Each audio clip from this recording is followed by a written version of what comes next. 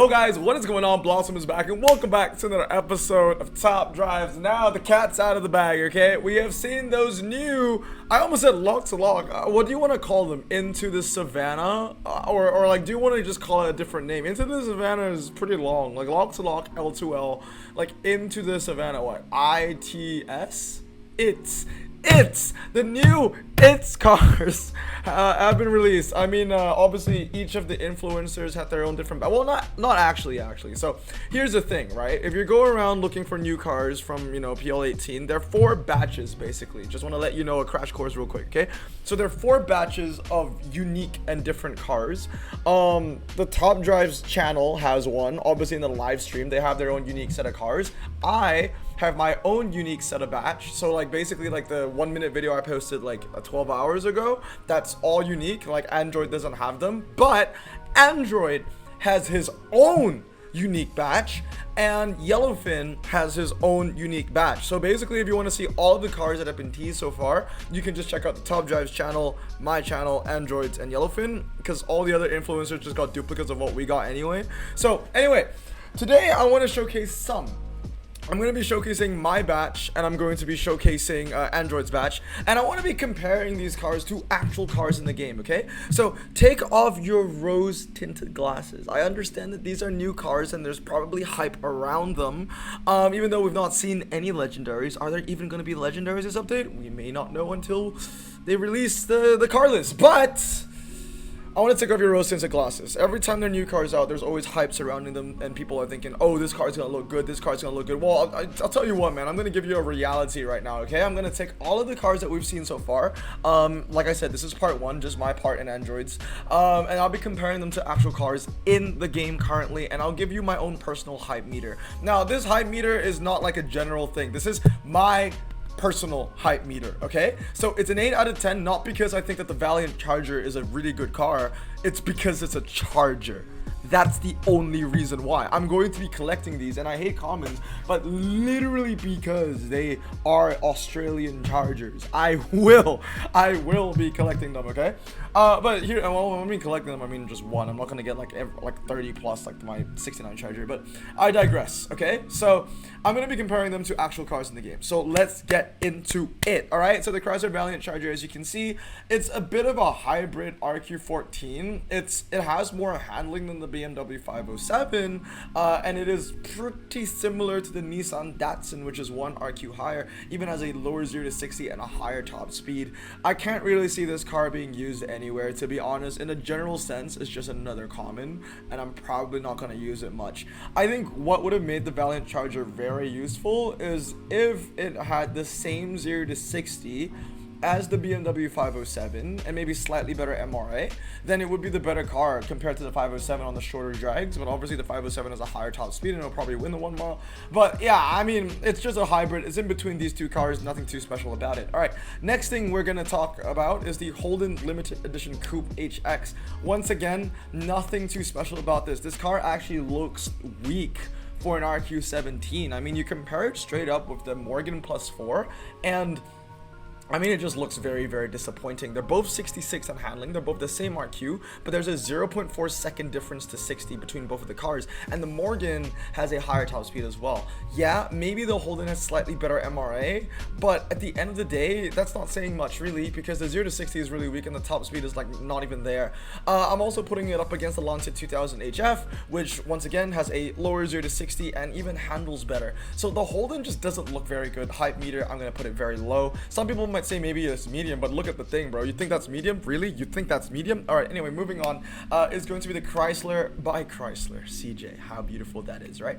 Comparing it against the Honda Odyssey, the Jaguar, basically like rear-wheel drive or front-wheel drive Centaur cars with low-ish 0 to 60s. The main thing about this Chrysler is that it doesn't hold a candle to the Jag. The Jag has a lower 0 to 60. Yes, it handles a little worse, but I don't really care. 61, 62 isn't gonna make any difference anyway. You're not gonna put it on a twisty road now, are you? So hype meter is 3 out of 10. It's a good looking picture, and I like it's like very like Gotham vibes, but it isn't, because that's Big Ben in the background. That's Parliament. But at the same time, I get Gotham vibes from it. So I think it's a really cool photo.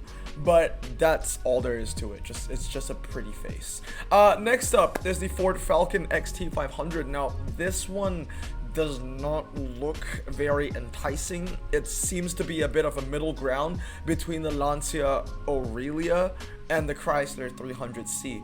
It's not an out-and-out dragster like the Chrysler, because the Chrysler literally has a 1.5 second difference to 60, but at the same time it has a lower 0 to 60 by 0.5 seconds to the Lancia.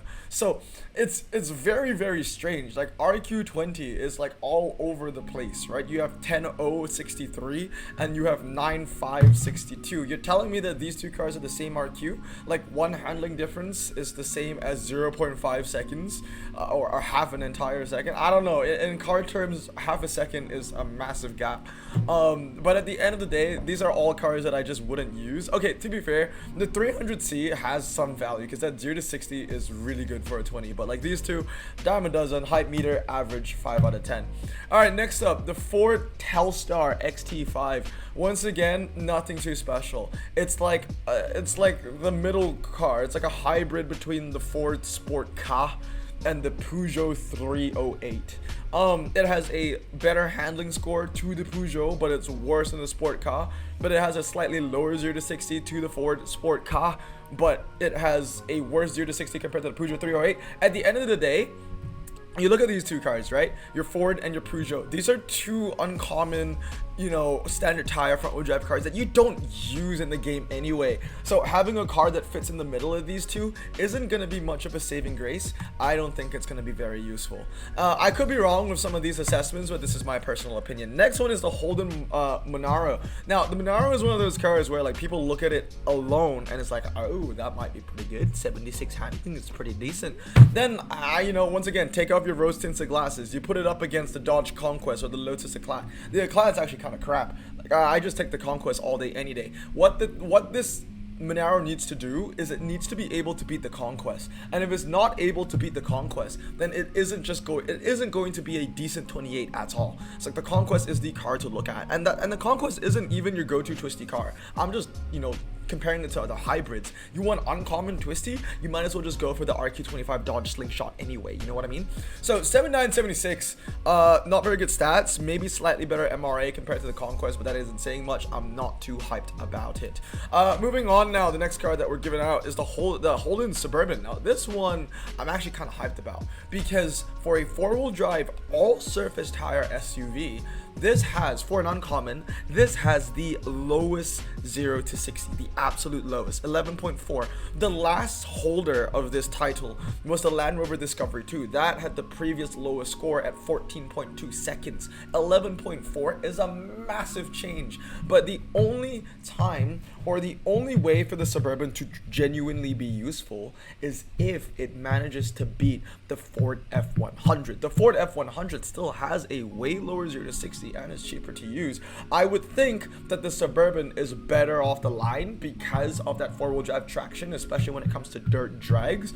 But the main thing about the Suburban is that it needs to beat the F100 everywhere, and then it will be the best dragster uncommon SUV. If it's not able to beat the F100, then there isn't much of a point. I mean, at the end of the day, the Suburban is the best SUV anyway, because the F100 is not an SUV, it's a pickup truck. But you get what I mean. I'm pretty hyped about the Suburban, and basically the car is American anyway, so I like it that way. It's, if you don't know, Holden and GM, they kind of had a thing, so that's why you're gonna see a lot of rebadged American cars, because, you know, GM. All right, moving on now, we have the Holden Tirana. Now this thing just looks like a piece of crap. For an RQ31, 7.173. I love the photo, but that's it. It's just a pretty face. The main thing about this is that it needs to live up to the Lumina, and as you can see, within the same RQ, it's 7170, 7375. But what makes it Tirana even worse is the next car that we're gonna see, which is the same thing, also the same RQ. It's the Tirana SS hatchback. I mean, you compare it directly to this Tirana, right? Like, they're both the same car. They're literally from the same year, the same country. They operate in the literal, like, everywhere together, everything, right? The only difference is that the Tirana, the 5000 is a saloon, whereas this one is a hatchback. But outside of that, for RQ31, 70, 71, 74, 73. And even then, this car isn't as good as the Lumina on paper. The Lumina just handles better, you know what I mean? So 6 out of 10. More hype for the hatchback than for the saloon because it is just better. They're cool looking cars. I love the wide body kit and the hood scoop, but outside of that, just average. All right, moving on now, we're gonna move to the Valiant Charger. Now, as with every Charger, I'm just ridiculously hyped because it is a Charger. Also, it has 6-pack in the name, which, you know, I love 6-packs. But yeah, I mean, overall, it kind of is this medium ground clearance car, but relatively low 0 to 60, and it's the middle ground between the Bristol 412 and the Pontiac GTO. I think what's really gonna make or break this car is the MRA. If that Valiant Charger has good MRA, it might be pretty useful, especially on Ocean City streets because it has medium ground clearance. I'm going to assume that it has medium ground clearance because it shares very similar stats to the Bristol and the GTO, both of these cars also being medium ground clearance. The main thing about it is the MRA, because the top speed is relatively high for a rare RQ33. 140 isn't too bad. 0 to 60 could be a little bit better, but it is lower than the Bristol, but still, you know, slower than the GTO. So it'll be pretty interesting to see where the 6-pack lies. But I'm pretty hyped for it, mainly because it's a Charger. Moving on now, we're gonna go to the Ford Falcon GT. Once again, it's kind of in between the Thunderbird and the Neon. I don't think it's going to be better than the Thunderbird. The Thunderbird literally has a 0.3 seconds 0 to 60. All of these cars are also medium ground clearance. The Thunderbird isn't a saloon though. The Ford Falcon is a saloon, so you compare it to the Neon, which is also a saloon, but the Neon handles better. So it'll be very interesting to see where it operates. But what I will say is that the Falcon and the Neon are pretty well balanced. One has 3 more handling, one is 0.3 seconds faster to 60. Height meter, pretty average. I like saloons, but I'm pretty average about it. All right. Next up, I mean, I'm pretty average with the hype. Next up is the Malibu, which is basically a Chevy Malibu, but rebadged. And this car actually looks pretty damn good. For 34 IQ, you're getting 76 handling for a standard tire medium ground clearance car that's also a saloon. That's good handling. That's really good handling. That's 84 when you max it out. That's very, very impressive, actually. Comparing it directly to the Alpha 33 as well as the Suzuki Swift, I mean, I just like cars that handle, and this is very minute differences. Like, if the Alpha had 75 handling, but the 0 to 60 was way lower, like 8.3, then yeah, the Alpha would be the better car. But this is very, very minute, like 0.1 to 1 handling, and I'd rather take the Malibu instead. So the Malibu looks pretty good. I'm pretty hyped about it. And it also is just better compared to the Suzuki Swift. As a lower 0 to 60, it handles better, but obviously the Malibu is going to be a lot heavier than the Suzuki Swift, so you kind of live and you learn. The Suzuki Swift is still probably going to be the better car for car park and the slalom, but the Malibu might be pretty decent, actually, especially when it comes to saloons. So pretty high hype meter for that one. Next up is going to be the Holden Astra Twin Top. This one, once again, it actually looks pretty good for a 37. It has a decent combination of a low 0 to 60 and decent handling. I mean, it's not good, but it's better than the Buick LaCrosse, okay? And it's also better than the Volkswagen Beetle Cabriolet. At least a 0 to 60 by 0.3 seconds. Handling still 2 behind. Top speed on the Astra is also pretty impressive at 147, but if it doesn't have any MRA, it doesn't really matter. Well, but I think it's pretty decent. I think that the Astra might have a little bit of value. Like, it's gonna be better than the Buick LaCrosse, which isn't saying much because the Buick isn't that good, but I'm gonna give it a 7 out of 10. All right, moving on is the Holden Ute. I don't know how you want to pronounce that. 89 handling. I mean, that's the main thing about it. Like, 89 handling is going to be really good with medium ground clearance. The only issue is that it is still worse than the Acura CSX. And the main thing here is that I'm not even bothered to compare this Holden to the Dodge. I think it's the Nitro, right? Because the Nitro just has a way lower 0 to 60 and the same handling. So this isn't going to be Blossom Choice by any means. It's not going to be good unless it has like 100 MRA. So yeah, nothing too special to say about it. I think it's a better version of the Bristol Blenheim. That isn't saying much because that Bristol kind of sucks. The Acura is okay, and it is going to be better than the Holden anyway because it has a 0.4 second difference in 0 to 60. So high meter, 5 out of 10. Nothing too special. It's just a pickup truck. Then we move on to the Super Rares. We start off with the Monaro. This car just looks like a piece of crap. What I'll say about this is that if it's medium, it'll be really good. If it was low, it will be really bad. And I can't really tell if it's going to be medium or low, to be honest, because the Audi A4 is medium ground clearance, and as you can see, 6'3 to 6'1, 77 to 74.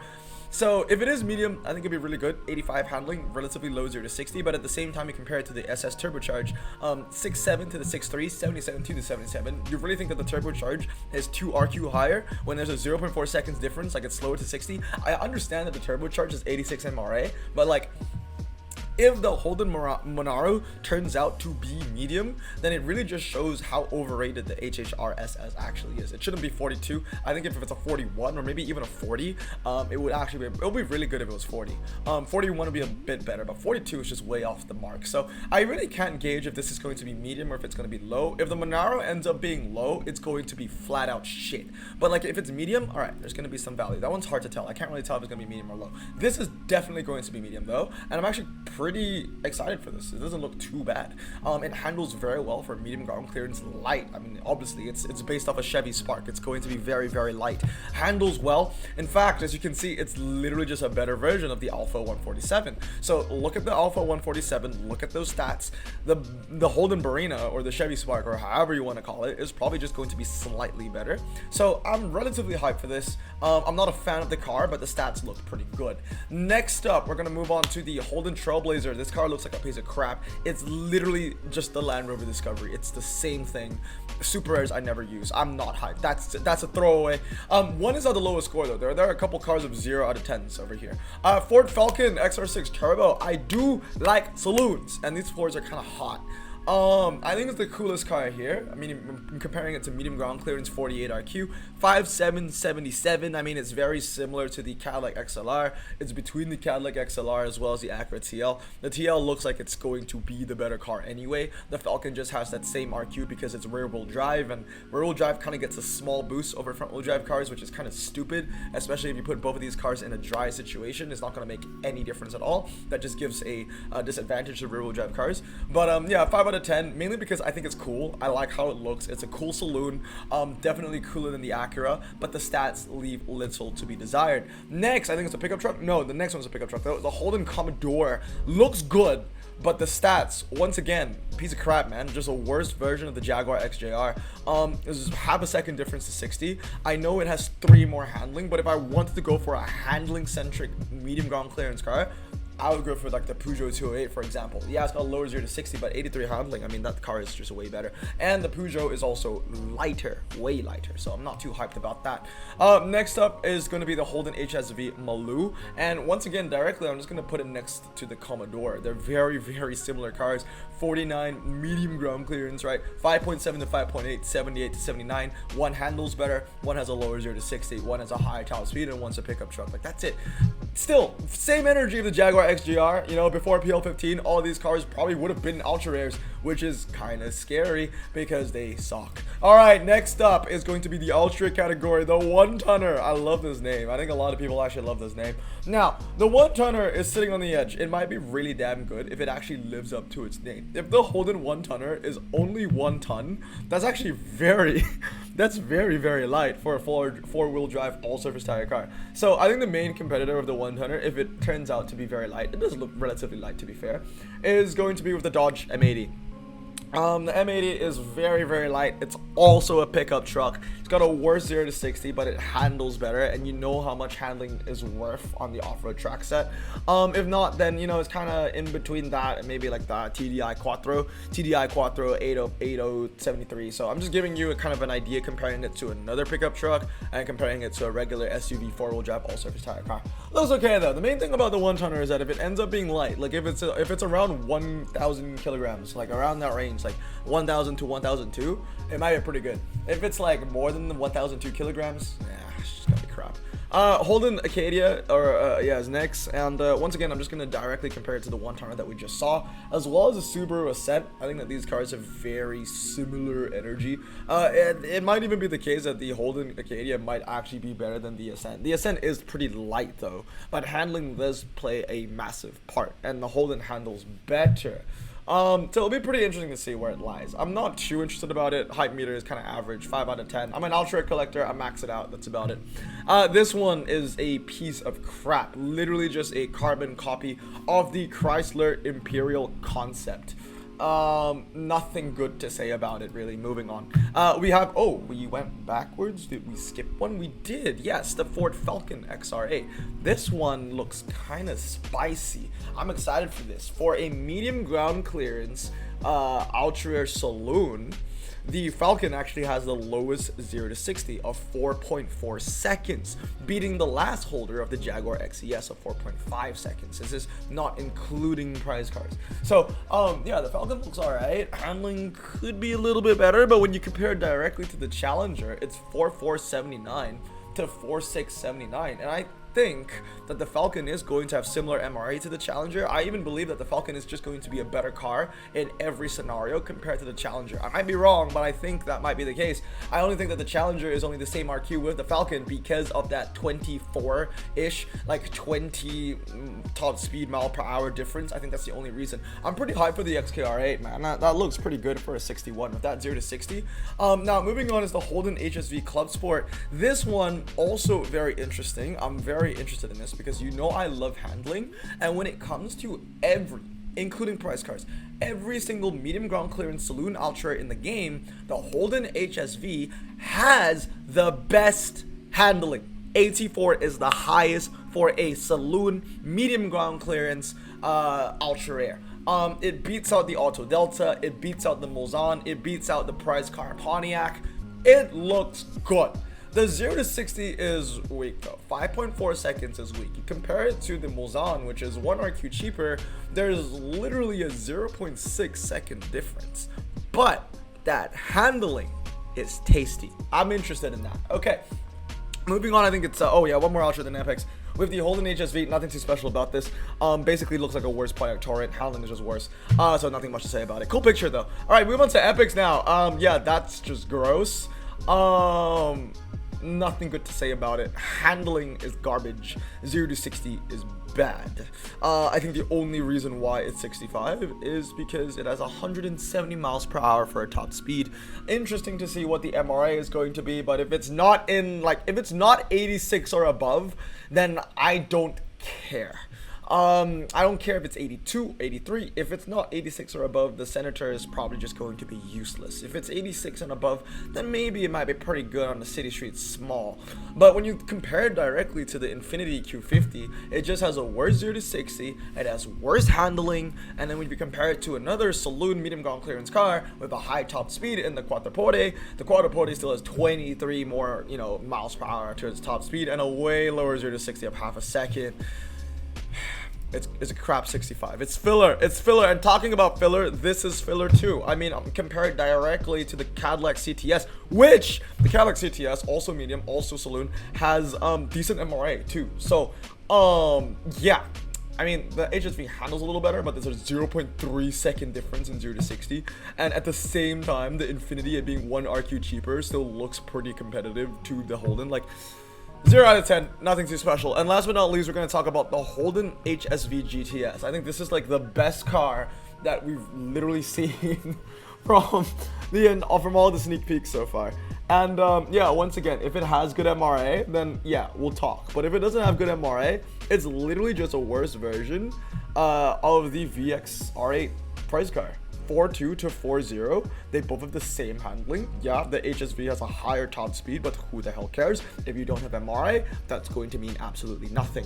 And then last but not least, the Jaguar XJR, I just gotta put it there, medium ground clearance. I think it's a saloon or an estate. I still don't know what it is till this day. I think it's a saloon. It's a saloon.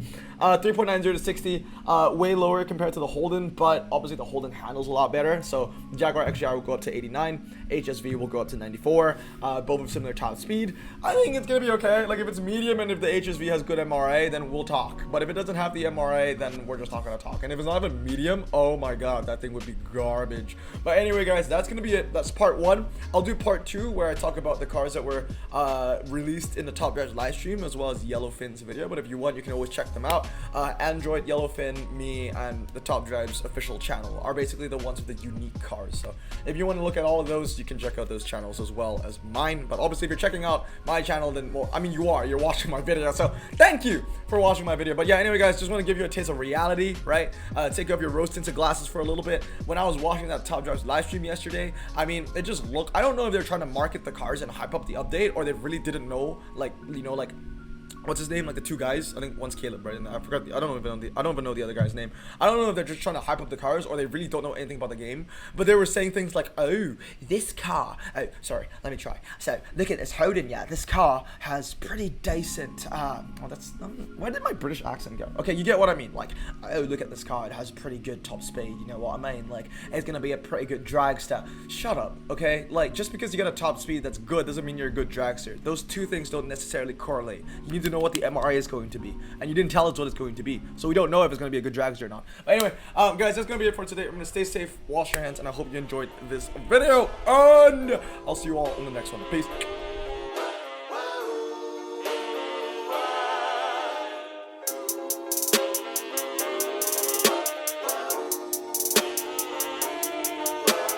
Bro, this song just makes me so happy. Me too. Imagine being Asian in the 50s, looking nifty, leather jacket, looking sleek, look like Presley, look so deadly, got a jukebox back at home, feeling jazzy, turn it on and play it slow, like the movies with the ladies. They so fine. Imagine being Asian in the 50s, looking nifty, leather jacket, looking sleek, look like Presley, look so deadly, got a jukebox back at home, feeling jazzy, turn it on and play it slow, like the movies with the ladies. They so fine. Sit back, relax in my Bonneville Pontiac. Hold tight all night, cruise to Jacksonville Atlantic. Blonde hair, don't care, look like